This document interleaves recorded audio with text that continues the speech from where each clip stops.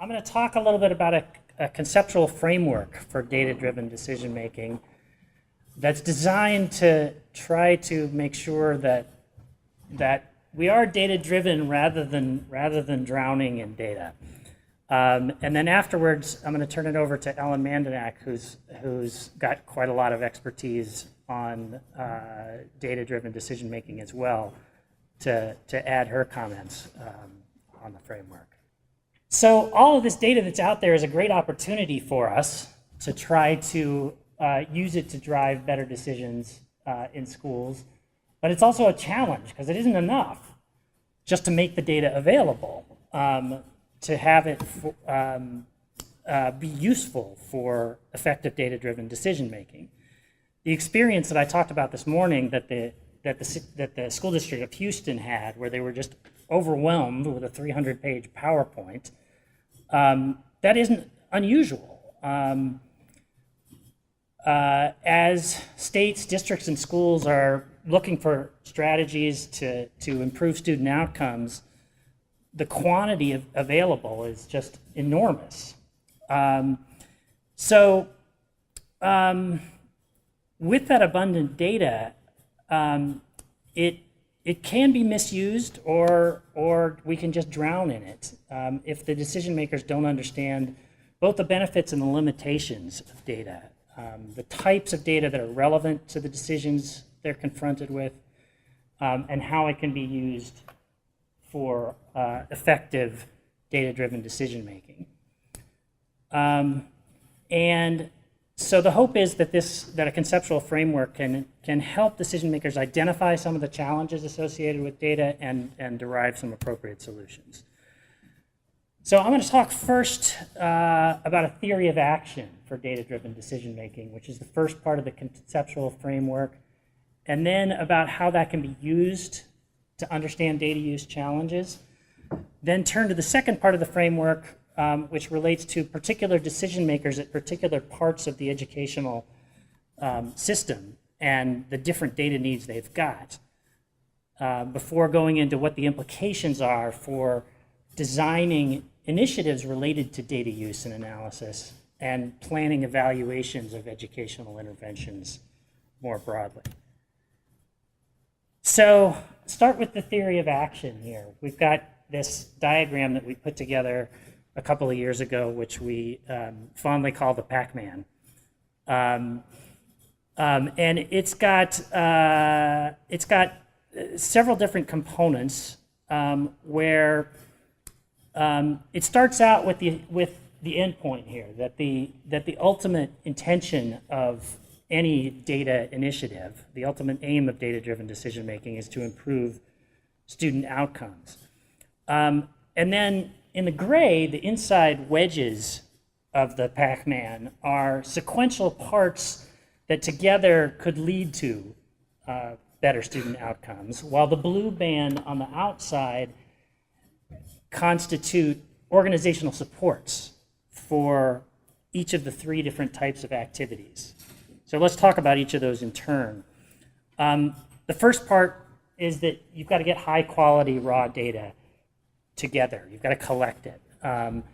And this might involve any number of means of collection. So it might include administrative records, it might include surveys, it might include observations of classrooms, it might include ways of linking data together across multiple agencies.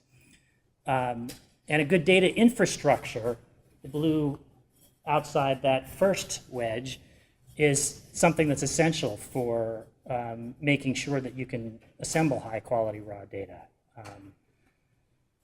Then we need to be able to conduct analysis that ensures that the data that come out of the analysis, not the raw data that go in, but the information we get out, are relevant and diagnostic for the decision makers at hand, and for the decision makers and the decisions that have to be made. And I'm going to spend a good bit of time talking about what that means and the importance of having information that's both relevant and diagnostic. Then to support that, the organization has to have analytic capacity. which might include capacity that comes from outside sources as well as internal capacity. Then finally, if we're going to improve student outcomes, we need to actually be able to use the relevant and diagnostic information we're getting out of our analyses to inform instructional and operational decisions. If that's going to happen, a support that's needed, whether we're talking about a school or a district or a state, is a culture of data-driven decision-making. So let's talk a little more about what relevant and diagnostic mean and why those are important. If they're going to be useful, the data that come out of an analysis have to be relevant to a decision maker. And that relevance depends on a number of different things. First of all, whether the data are related to students, to staff, or to programs, how frequently they're updated and delivered, the level of detail or aggregation, and these might vary for different kinds of educational decisions and different levels of decision maker. Second, the data need to be diagnostic. That is, they need to be something that gives us the kind of inferences that are the ones that need to be made to support decision making. Using data that are, even if they're relevant, if they're not diagnostic for the decision, you can actually have a counterproductive situation. And I'm going to talk about some examples of circumstances where there are data out there that are not actually diagnostic and therefore not useful for decision making. So just to give you briefly a quick example of this, say you've got a measure of a teacher's contribution to student achievement growth. That's the sort of thing that might be diagnostic for a principal who has to make a hiring decision, looking at teachers with prior experience. But by itself, it's not diagnostic for a decision about professional development, about what that teacher needs to do to get better, right? We need additional information in order to inform that kind of decision. More specifically, to be diagnostic, the data have to be both reliable and valid, to come back to terms that we researchers are particularly familiar with. As you know, reliable data are measures that don't have a lot of random variation. They don't jump up and down when they're measured repeatedly in random ways. Unreliable data lack stability. They have so much random variation, or what the statisticians call noise, that they're essentially uninterpretable. So you need to have data, the data have to be reliable in order to be diagnostic. Even when they're reliable, though, if we don't analyze them the right way, again, depending on the kind of decisions that are at hand, analyzing them the wrong way can lead to invalid inferences, meaning that they can cause decision makers to draw exactly the wrong conclusions. So let me get into some of the kinds of data use challenges that we might face and how these concepts of reliability and validity to inform what it means to be diagnostic, and also relevance are important.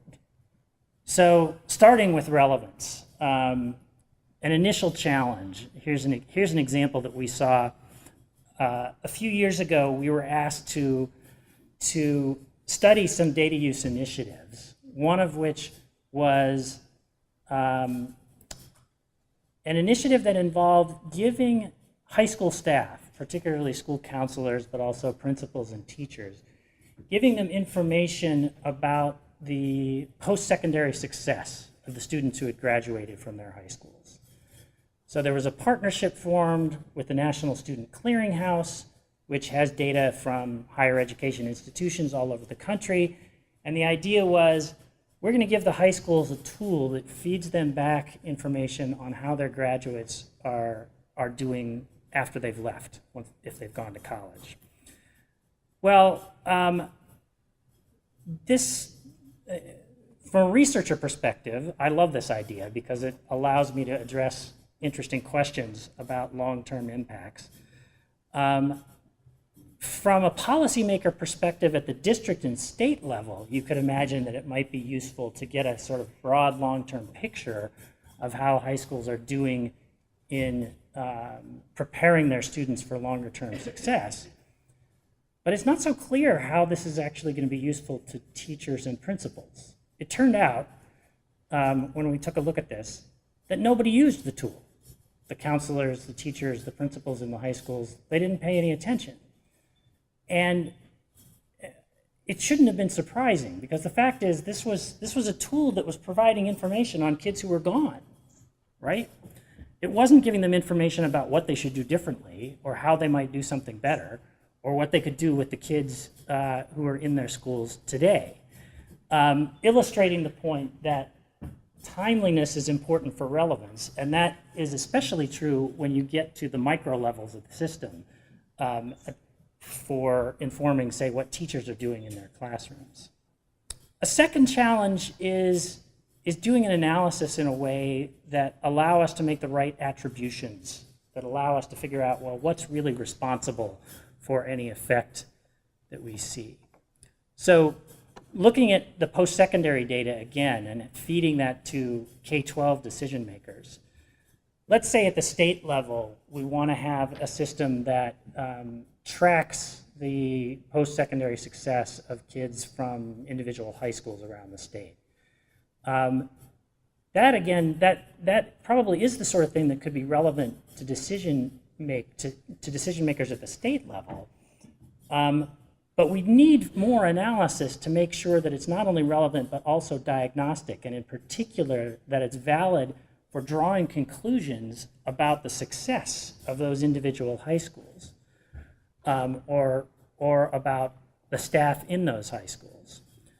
So some states, for example, in their principal evaluation systems, when they've got a measure of student growth, the school-wide measure of student growth or value added, they just attribute that to whoever the principal is. Well, in fact, there's good research, and we've done quite a bit of it, that shows there's almost no relationship between a principal's true contribution to student achievement and a school's contribution to student achievement. And if you think about that for a little bit, it's not too surprising, because the principal, unlike a teacher, has only an indirect effect on achievement. It has to be, to the extent that the principal has an effect, and there's good evidence that principals do have an effect, by the way, but that is one way or another how they're influencing, how they're changing the performance of teachers in the classrooms. You could easily imagine that if you just assume that a school's total contribution to student achievement growth is the same as the principal's, then you're going to create some pretty perverse incentives. Because if you've got, say, a chronically low-performing school, and by that I don't mean a school that's serving disadvantaged kids necessarily. I mean a school that is chronically low-performing in terms of the growth it's producing in its kids, regardless of where those kids started. And it's got, say, it happens to have teachers who haven't been performing very well and haven't been producing a lot of growth. You might want to get your best principal to go in there and try to turn that school around. But if that principal is going to immediately be evaluated based on the performance of the school as it has existed with its existing staff, then you've given them a pretty strong incentive not to do that. Meanwhile, at the other end of the scale, you'll end up rewarding principals who just happen to be lucky enough to get assigned to schools that have really great teachers. Couple of things this illustrates. One is that the inferential challenges, the challenges of drawing the right conclusions about responsibility and causality sometimes increase at higher levels of the system. So for example, a teacher, in order to diagnose a student's particular need, can just look at the raw assessment data, if it's a good assessment, and determine, what are the particular skills that that student might need to learn. But a state or a district, when it's trying to evaluate the performance of the principal, has to do a lot more than just look at the raw outcomes in the school or even the growth in the school. So this is a case where educators and policymakers might need some pretty substantial technical support for analyses that permit the kind of inferences you want to make in order to make the right decisions. A third challenge that we often run into in data analysis is getting fooled by randomness, to borrow the title of a book that is one of my favorites that came out some years ago.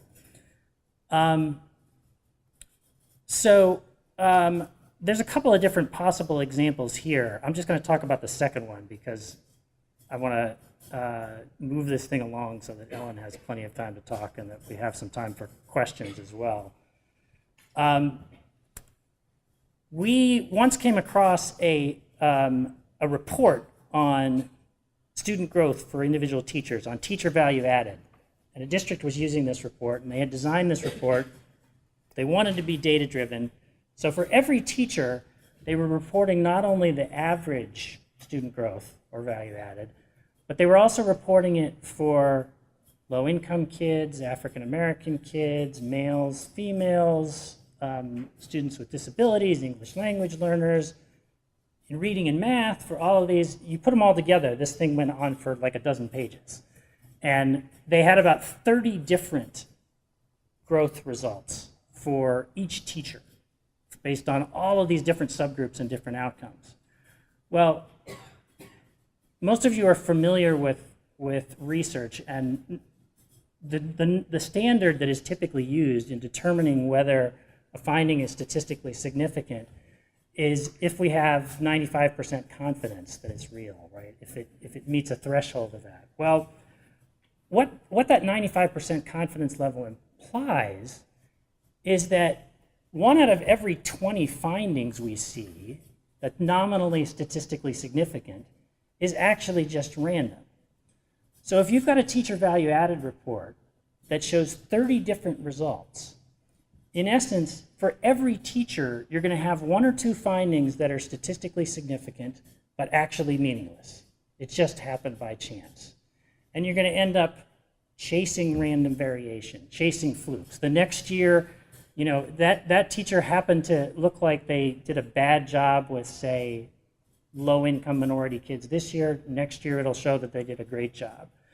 So we need to be careful to recognize the challenges of being fooled by randomness, and we need to avoid, in particular, fishing expeditions. If you actually search for 30 things and you're using a 95% confidence level, again, standard practice, you're going to find a lot of things that look like they're statistically significant and aren't actually meaningful. Final challenge to mention is using implicit knowledge. We were working a few years ago with a school district that was setting up a new teacher career ladder, and they wanted to create these new teacher leadership positions. And they were interested in trying to get their best teachers to apply for those positions. The problem they faced was that they had no idea who their best teachers were. So they had to ask us to give them a sneak preview of some student growth model results that we were doing for them and hadn't yet made public, just because they wanted to encourage some of their best teachers to apply. Now, in fact, there was probably a lot of implicit knowledge in the system. I would bet that in most schools, principals and teachers probably have a pretty good job of who the best teachers, have a pretty good idea of who the best teachers are. Meanwhile, there's research out there that says that students are pretty good at identifying who good teachers are. And it's a good idea to try to get those kind of data and make those useful as well. The data don't have to be just about student achievement to be useful. And we should look for opportunities to try to take advantage of implicit knowledge in the system as well as the stuff that's already in our administrative data. I will just briefly talk about how some of this fits together with respect to different decision makers. Just to make the point that what's relevant and diagnostic often differ at different levels of the system. So here we have levels of the system from classroom teachers to school leaders to district leaders to state education agency officials. The kinds of data that they need tend to differ such that they tend to differ in terms of how frequently the data need to be collected, where the classroom teachers need it more frequently than the state education agency officials for the kinds of decisions they have to make. They tend to vary in the level of detail needed, and they tend to vary in, as I mentioned, how hard it is to make good inferences and figure out what to do with that information. So briefly, a few implications before I turn it over to Ellen. One is, it's a good idea to have a coherent plan for data use, to think about in advance who's going to use the data and what decisions are the data going to inform, how and when are the data going to be delivered to the users, do the users actually have a need for the data? What's the relevance for them? And do the data tell them what they need to know? Are they diagnostic? Which means asking, in particular, are they reliable and valid? In addition, it's a good idea for initiatives around data use, initiatives that depend on data use, to have a clear theory of action for how they're going to work, how they're ultimately going to inform the decisions that will improve school performance and student outcomes. Doing this well typically requires a lot of strong organizational supports, the blue bars in my Pac-Man figure. It's often going to be important to explore how to measure intermediate outcomes, because many of the decisions that folks have to make may not immediately affect, say, test scores or the student outcomes. And if we don't want to wait for that, we're going to need measures of intermediate outcomes to assess what's working. And then finally, it's a good idea to look for ways to use the implicit knowledge in schools and systems. So let me stop there and turn it over to Ellen, and with luck, we'll have a little time for questions and comments. Thank you. When the REL asked me to help put together this data summit, I realized that both Brian and I had written on conceptual frameworks around data-driven decision-making, funded by the same agency, as a matter of fact.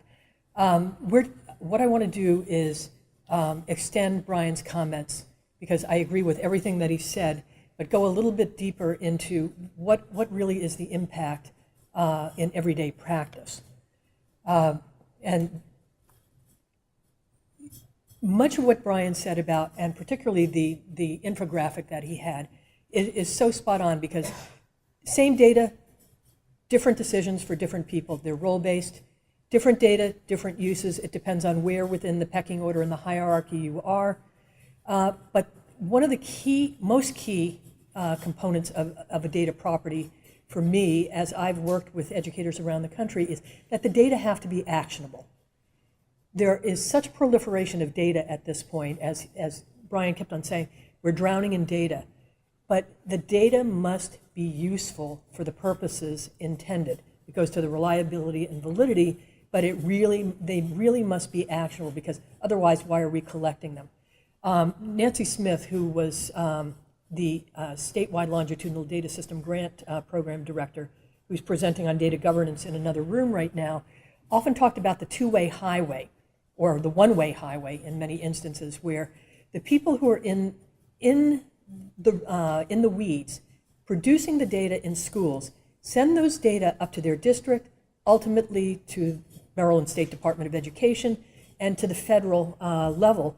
But the data don't come back down in a way that makes them useful to the people who most need them in the schools and districts. So there needs to be that real symbiosis of the data being useful, actionable, to make a difference in the kinds of decisions that have to be made. So what are the data? And for those of you who may have heard the data literacy presentation before, one of my big mantras is that data are not just student performance data or test results or accountability results. They are all sorts of other data that give an educator a comprehensive understanding of where a kid may be, where a school may be, where a district may be. So you really need those diverse sources of data from which to make decisions. Certainly for teachers, the assessment data are going to be front and center. You're going to hear Liz Farley-Ripple in the keynote today talk about that.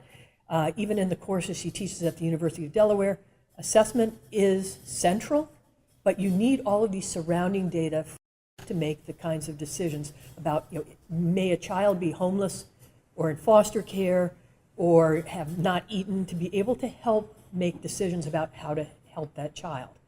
So really, really important. Let me go back, gosh, it's now 9 years.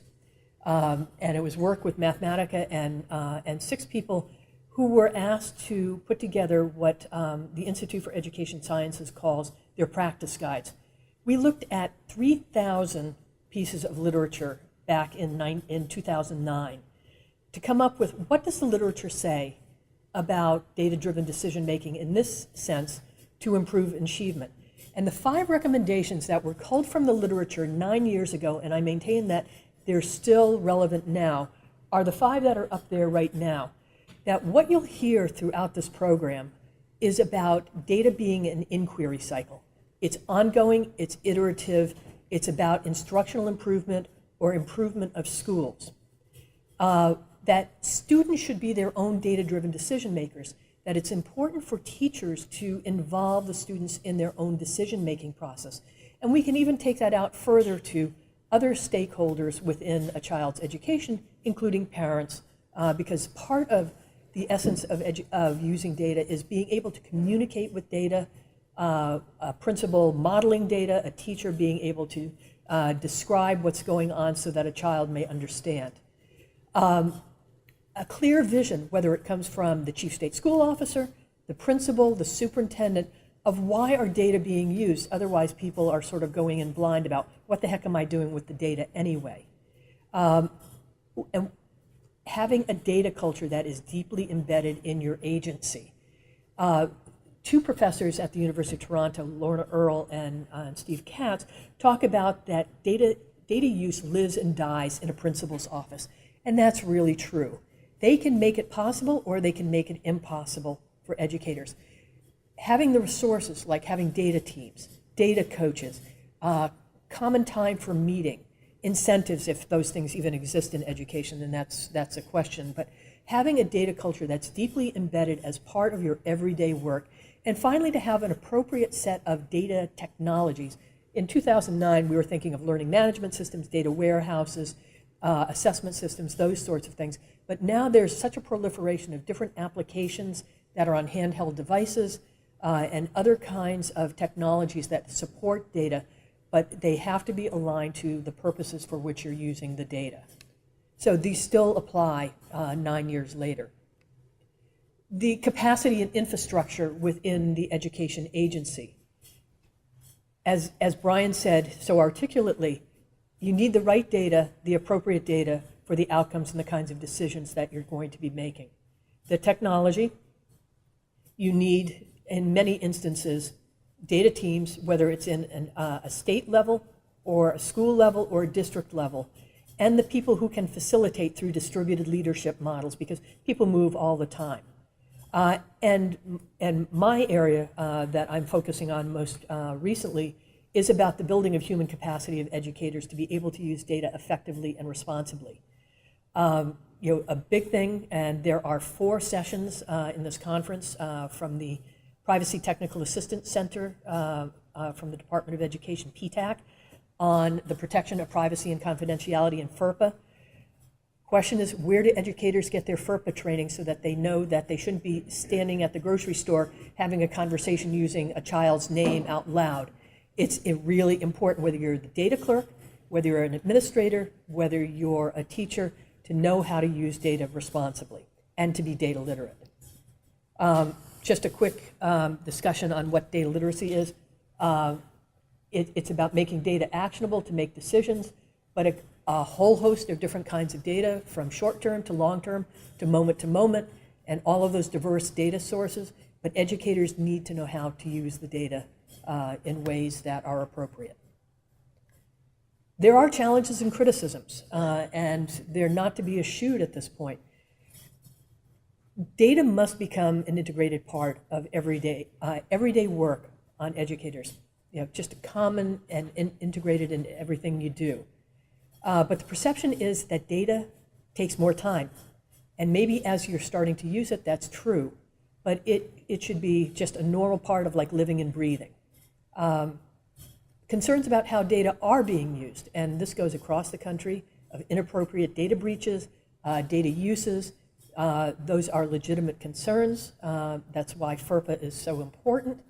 And fairly recently, in a chapter that appeared in the Handbook on Research on Teaching, Bill Penuel and Lori Shepard, two esteemed colleagues, made a criticism that data-driven decision-making interventions lack a theory of learning, and therefore are no more than accountability data, that they go to like the work of Peter Senge on organizational change and accountability. And that's a bit of a concern because the data, especially the assessment data, need to be linked to a theory of learning to help teachers do what they do best. So that is entirely legitimate, and it's something that at the American Educational Research Association, there was a big session, 2 hours, and there will be a journal article that comes out about it, and the special interest group at AERA on data use is going to try and understand what some of the issues are around some of these criticisms around data-driven decision-making. One that we hear very often is that the use of data narrows the curriculum, that because they're accountability data and only assessment data, that teachers have to do pacing guides, they have no wiggle room in their curriculum, all of those issues. But if you look beyond the assessment data, it may not, it doesn't take the creativity out of education and teaching. It can actually expand the mind to look at the whole child perspective. So I have a big problem with that last criticism, but the critics are out there, and we in the data advocacy need to be aware of what those are. So I always talk about the challenges and the opportunities. Those are the challenges. The opportunities are vast. This is about helping educators make more informed decisions about what they do with a child, with a school, for continuous improvement and learning and the performance of an educational agency. And that's what we're all about. We're not here to get rich as educators, that's for sure. But we are committed to helping all children succeed. And the use of data provides the opportunity for a whole child perspective to look at the diversity of kids that we're dealing with, whether they're language learners, whether they're homeless, whether they're hungry, they're in foster care, wherever they are. So the data give us that comprehensive view of a child to make informed decisions rather than just going with anecdotes and gut feelings. And that's really, really important.